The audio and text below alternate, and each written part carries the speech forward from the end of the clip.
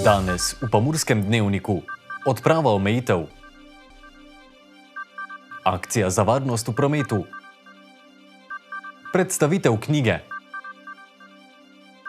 uveljavljanje predkupne pravice. Jutri bo delno jasno.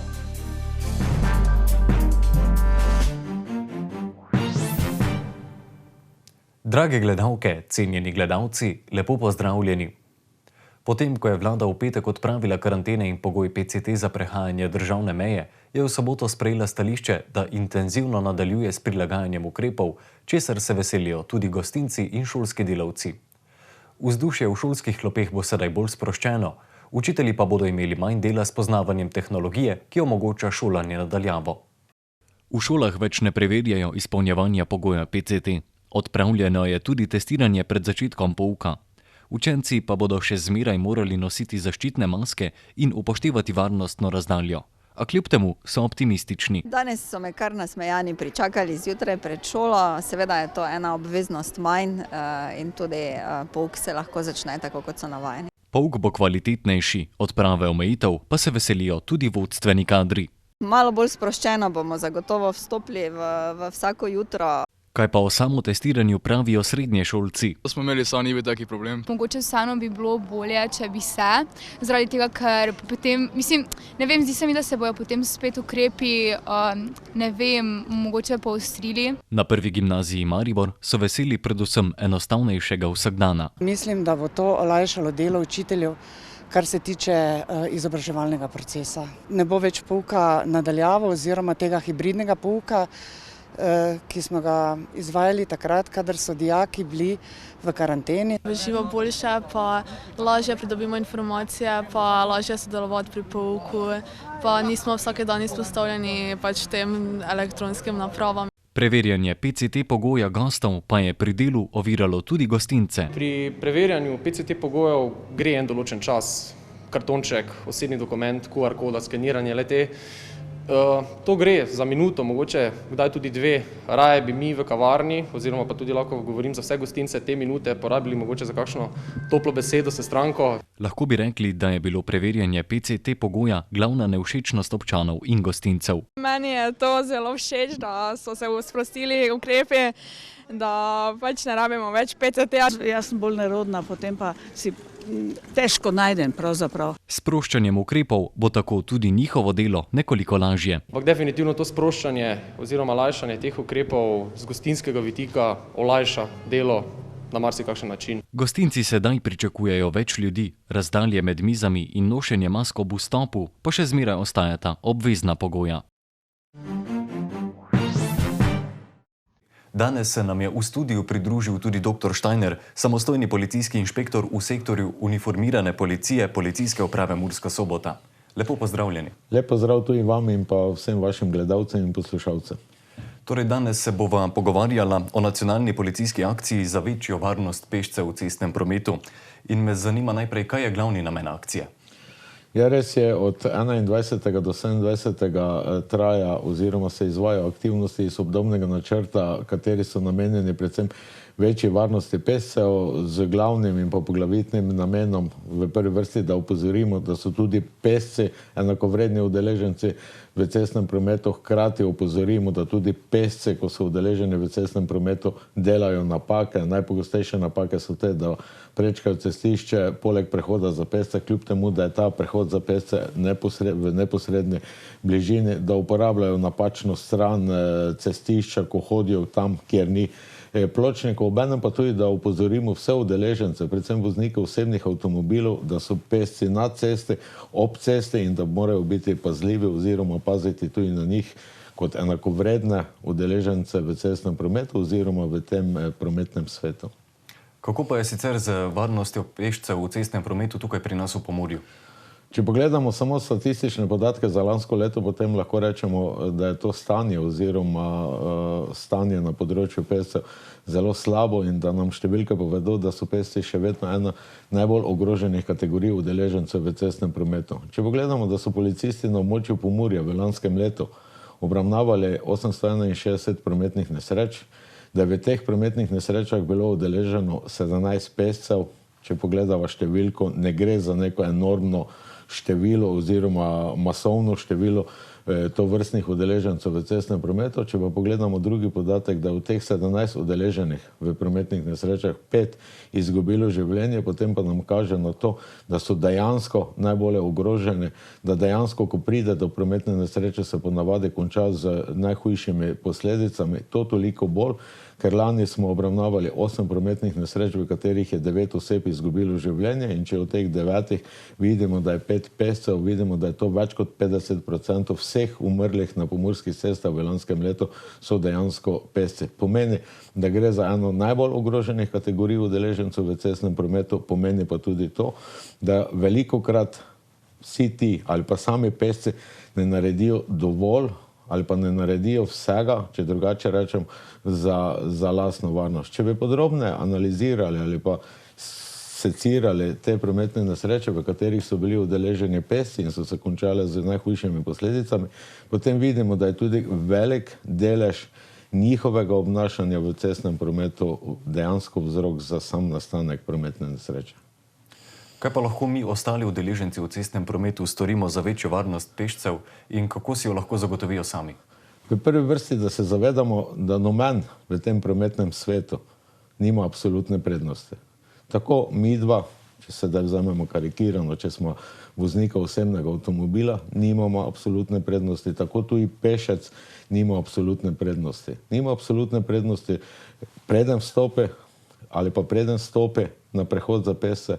Še vedno je priporočilo, da se predtem prepriča, ali lahko to varno stori, da opazi, če se daj rečeva karikirano, najdva, katera se približujemo z vozilom do tega prehoda za pešce, in že sama vožnja ali pa hitrost te najne vožnje kaže na to, da verjetno ne bova ustavila pred prehodom za pešce, da prečkajo ali pa ko prečkajo cesto tam, kjer ni prehoda za pešce, da se to varno prepričajo, skratka, da uporabljajo površine za pešce, skratka, da hodijo po levi strani v smeri hoje tam, kjer ni pločnikov oziroma teh površin za pešce. Se pravi, vse tisto za sebe ali pa da v prvi vrsti poskrbijo za samo lastno varnost, seveda pa tu ne smeva zanemariti ali pa pozabiti dejstva, da v večer, v mraku, v megli oziroma v nočnem času, ko hodimo po cesti, da uporabljamo odsevnike, da uporabljamo svetleče oblačila, se pravi, da nas lahko vozniki pravočasno opazijo, pravočasno odreagirajo in se tem izognejo trku.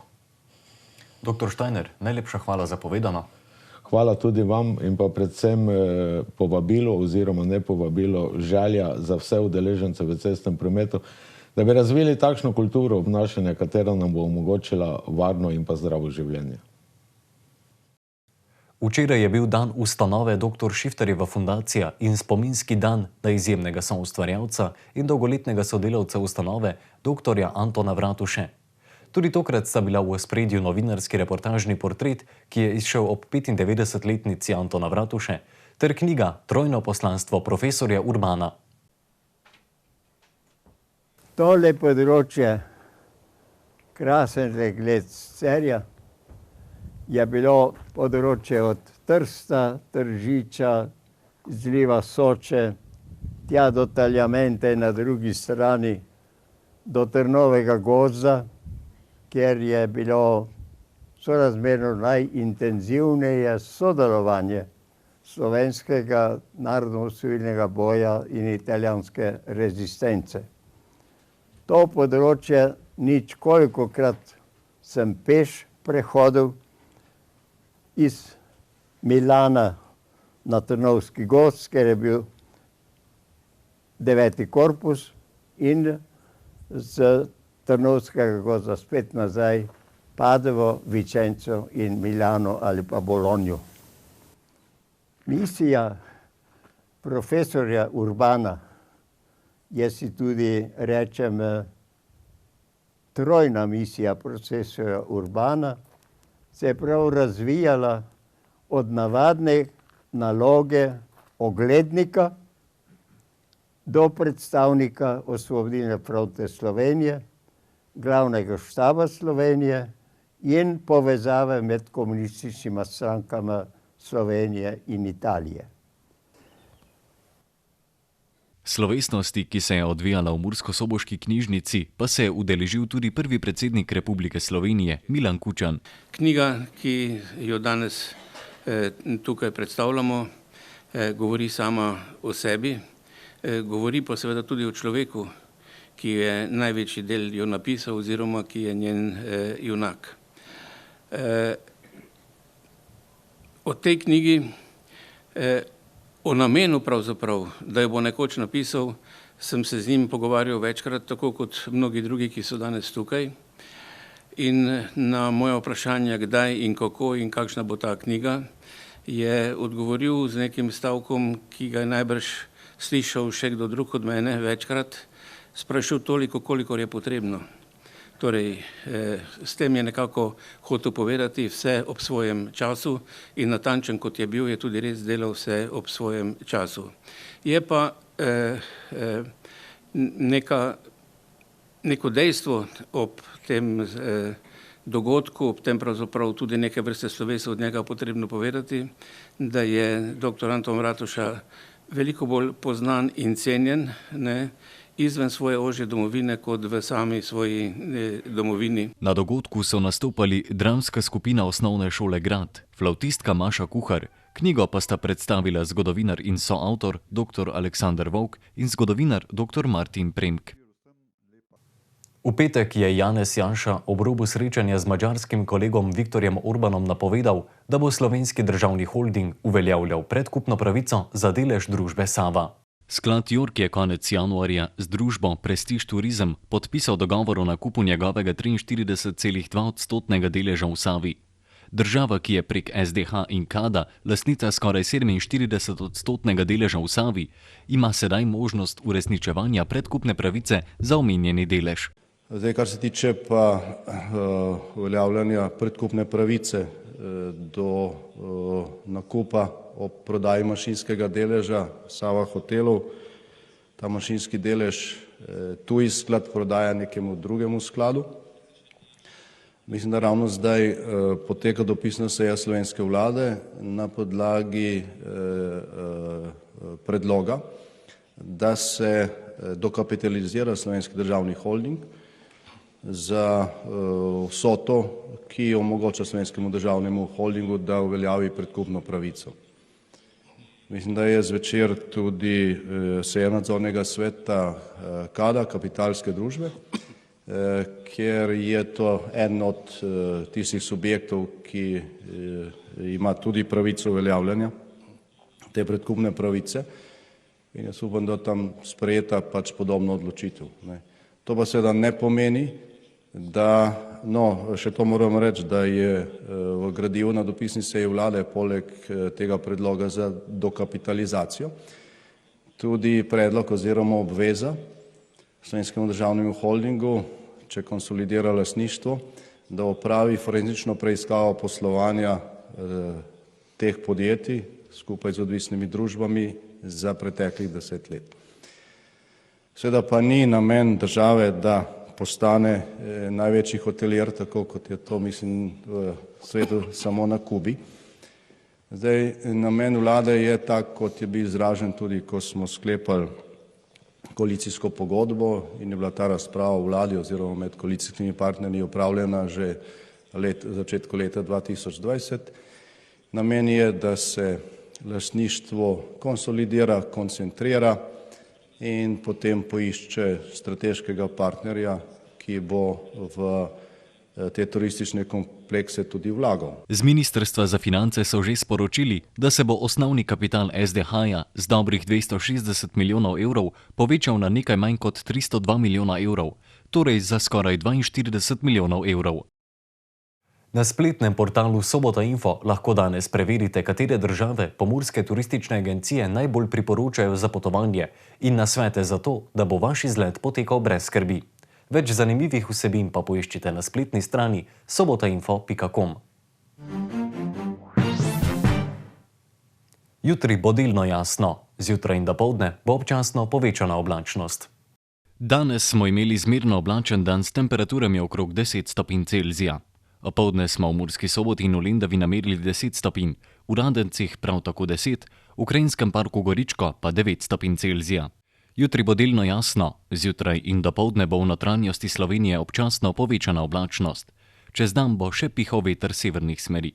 Najnižje jutranje temperature bodo v severovzhodni Sloveniji, v Murski Soboti in Mariboru okoli -1 stopinje, dnevne pa okoli 13 stopinj Celzija. V četrtek bo pretežno jasno, z nekaj visoke koprenaste oblačnosti, zapihal bo jugozahodni veter. V petek se bo od zahoda postopno pooblačilo. Popoldne se bodo začele pojavljati krajevne padavine, ki se bodo zvečer okrepile in razširile nad vso državo. Temperature v naših krajih se bodo zjutraj gibale od -3 do 0 stopinj, dnevne pa okoli 13 stopinj Celzija. Pa smo pri koncu še enega pomurskega dnevnika. Več informacij pa lahko, drage gledalke in gledalci, kot ponavadi najdete na naši spletni strani www.tvideja.si. Hvala za vašo pozornost in nasvidenje do jutri.